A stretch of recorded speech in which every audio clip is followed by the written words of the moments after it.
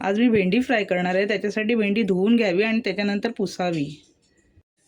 भेंडी कट करून घ्यावी।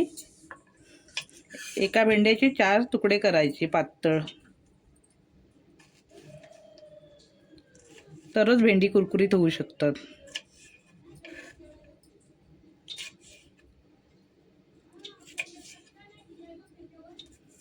अशा प्रकारे कट करून घ्यायची। भेंडी आपण उभी पातळ चिरून घेतलेली आहे आता सगळी। त्याच्यामध्ये भेंडीमध्ये कॉर्नफ्लॉवर, तांदळाचं पीठ, बेसन, लिंबूचा रस आणि मसाल्यांमध्ये जिरे पावडर, लाल तिखट, हळद आणि चवीनुसार मीठ। आता हे सगळे मसाले मिक्स करून घेते मी।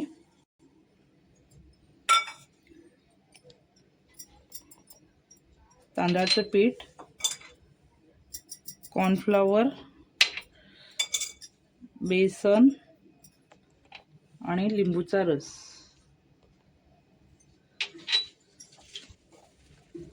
सगळ्याला चांगला मसाला लावून घ्यायचा।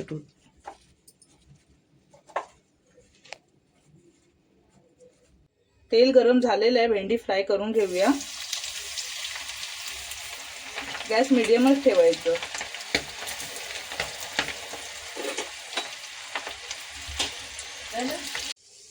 भेंडी ब्राऊन झालेली आहे, ब्राऊन होईपर्यंत काढायची नाही। भेंडी आपली तयार झालेली आहे, बघा कशी क्रिस्पी झालेली आहे।